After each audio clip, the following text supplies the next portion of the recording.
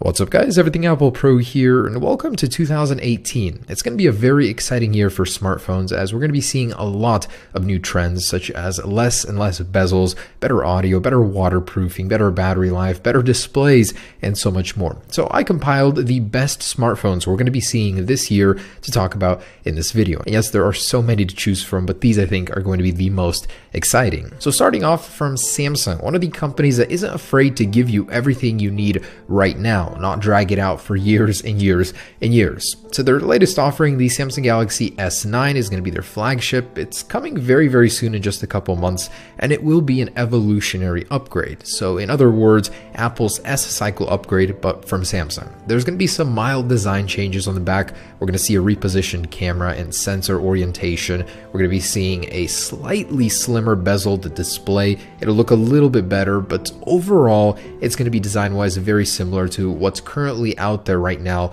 with the Galaxy S8. Most of the changes will be happening on the inside with the new Snapdragon 845 series processor, the Exynos 9810 depending on which area you live in, and overall it'll just be a little bit sleeker, a little bit cleaner than the older S8. You can also tell by this image that the overall form factor will be a little bit smaller versus the S8, but the battery life will be increasing by 200 milliamps, which will be a welcome change. Also, surprisingly, Samsung will be keeping the 3.5mm headphone jack when every other company wants to get rid of it like Apple, so it will keep a lot of faithful customers in line with Samsung. It'll be a very sleek, clean, and evolutionary upgrade to the Galaxy S8, but I hope that they make a lot of upgrades to the display, such as 3D touch, maybe 120Hz display, and stronger speakers as well. Either way, it's bound to be a success, just as every other Samsung Galaxy phone before it. And the rumored launch date is on February 27th at Mobile World Congress. Samsung wants to get this phone out fairly quickly as they want to compete with the iPhone X and the iPhone 8 and 8 Plus series, which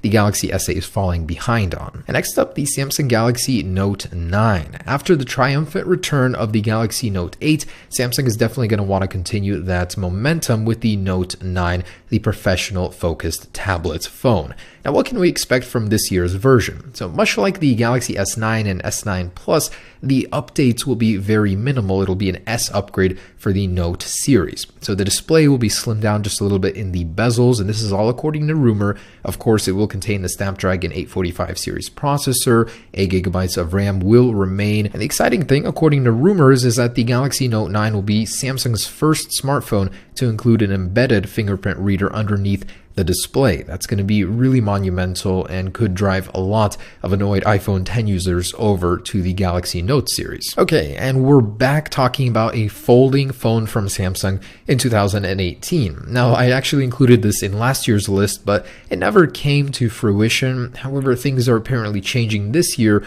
where rumors are saying towards the end of 2018, quarter 3, we will be seeing Samsung's long-awaited, long-rumored foldable or bending phone. And apparently the naming of this thing will also be competing with the iPhone X, as it will be called the Samsung Galaxy X. On paper, it'll just look similar to the iPhone X, I guess. A recent patent filing also from a few days ago suggests that this thing will have a 3D touch pressure-sensitive display in order to compete with Apple's version 3D touch. So that'll be a first on a Galaxy phone as well, as currently they have it, but not everywhere on the display this would. Now, if we look back in time, Samsung has apparently been working on this phone for over 5 years. The rumor mill has been churning out more and more rumors about this phone. It's crazy how long it has survived without being apparently a canceled project. So we'll have to see if it's true, but it just seems unlikely that it would happen, but the rumors don't give up on this phone. I really do want to see what comes of it. And of course, my most anticipated product, the iPhone X series in 2018. Will it be called the iPhone X2, the iPhone 11? I really don't know where the naming scheme is going to go, but there will be a new iPhone X and alongside it a larger iPhone X Plus. So this one was rumored to happen in 2017, but Apple delayed it as the production issues just for the basic iPhone X model were crazy. Anyways, this essentially will be a larger iPhone X with a 6.5-inch display instead of the current 5.7-inch. My main gripe coming from an iPhone 8 Plus to the iPhone X was that all of your content is scaled down. It appears smaller on the display, and this would fix that problem. problem. It would give you a choice between a Plus Model 10 or just a regular iPhone 10 if you like the smaller comfort size. It's unlikely that there will be any features to differentiate the two, as they essentially will be the same product, just a larger version of it. Otherwise, the iPhone 10 2 series will have Apple's A11 chip. It'll be faster, possibly even a ProMotion display, 120Hz. That would be great to see. Now, alongside this larger iPhone 10 series, Apple is going to have to do something about the iPhone 8 and 8 Plus series, and this is where maybe an iPhone 9, I'm tentatively calling it, will appear. It'll be a LCD model, but with a cutout very similar to the iPhone 10, or exactly like it, according to Ming-Chi Kuo. So he's saying that Apple will replace the iPhone 8 and 8 Plus with a low-end budget series iPhone 6.1-inch with an LCD display. I'm very curious to see how it will be. I mean, will it be slower? Will the display really suck that much more? But the resolution will be a little bit less than the standard iPhone 10 and 10 Plus. And just days ago, another rumor surfaced that alongside those three iPhone models, Apple will be launching another one, a 4-inch model. What could it be? Of course, the iPhone SE 2. It's been a really long time since the old one was refreshed, and it's a very popular product. It's Apple's entry-level model that's also its smallest, very comfortable to use, and also very popular with consumers. So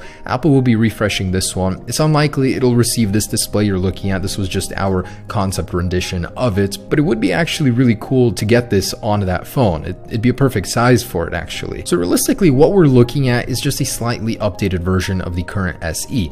No, there will not be this drastic display change. It will have a faster Apple A10 processor, most likely. It could have a slightly better display, as currently it's using the same one since the iPhone 5S. Just overall, it'll be mostly the same. And this one is also one of my most anticipated Android phones, the OnePlus 6. Now, the OnePlus 5T was a great surprise. With an 18:9 aspect ratio display, it definitely caught up to the rest of the smartphone competitors in terms of display, but also surpassed most in terms of speed. The OnePlus 6 will receive the Snapdragon 845. It'll keep its 8 gigabytes of monstrous RAM, and it'll be a speed demon. Now, the design is mostly slated to be the same, but there is one key feature it might have: an embedded fingerprint sensor within the display, according to Gizmo China. In a phone that mostly fell off the radar, the LG G series, we could be seeing a refresh, the G7, but it's slated to be called something else, as Samsung faced the same problem. It will not be called the G7.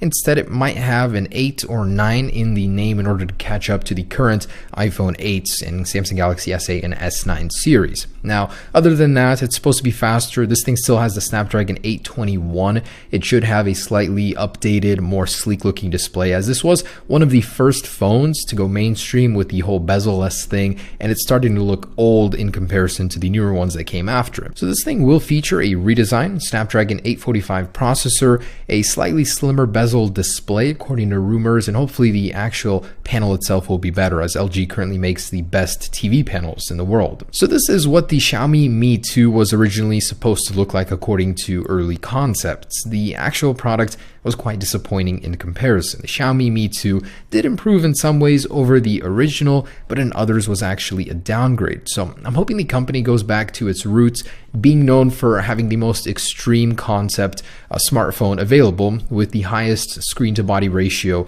ever. And the good news is that is actually what's rumored to happen with the Xiaomi Mi Mix 3. It will have a higher screen to body ratio than any smartphone on the market, as well as faster internals to boot. So hopefully this time around it does look a little bit more like its marketing, as the Xiaomi Mi Mix 2 was quite a disappointment for me. And the Google Pixel 3, according to rumors, there will be 3 models this year, as the actual development names have been leaked: the Crosshatch, Albacore, and Blue Line series. One of them will be the cheaper, low-end model, much like the LG 5X was not too long ago, and the other 2 will be the Google Pixel 3 and Google Pixel 3 XL. What will actually be different is a slightly less bezel design on the larger XL series. Even the regular Pixel 3 will apparently have slightly slimmer bezels, better displays, and the Snapdragon 845 on both. The Pixel 2 was an amazing phone, super fast, so I'm looking forward to the third one. And lastly, as a bonus, I wanted to include Doogie's new concept video they just released of a smartphone they will be releasing later this year, they say.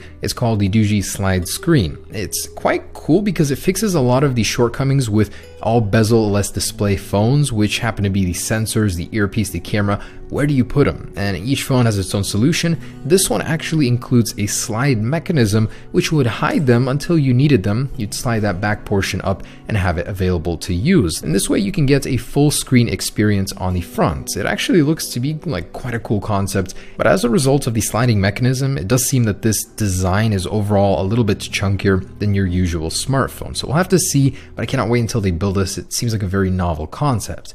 Anyways, guys, that is the offering that we're going to be seeing later in 2018. Of course, not everything is confirmed. It is in the rumor mill stage, but I am very excited to see what 2018 brings. A lot of speed improvements, display improvements, bezels will be shrinking and dying as usual. So I can't wait to see what happens, guys. Stay tuned. I will be reviewing all of these new products on this channel, and I'm mostly excited for the iPhone 10 and the overall new lineup from Apple, as well as Samsung. So of course we'll be taking a look at those later this year. Thanks for watching, guys. Hope you enjoyed it, and whichever smartphone you choose, just know it'll be much better than last year's. Peace.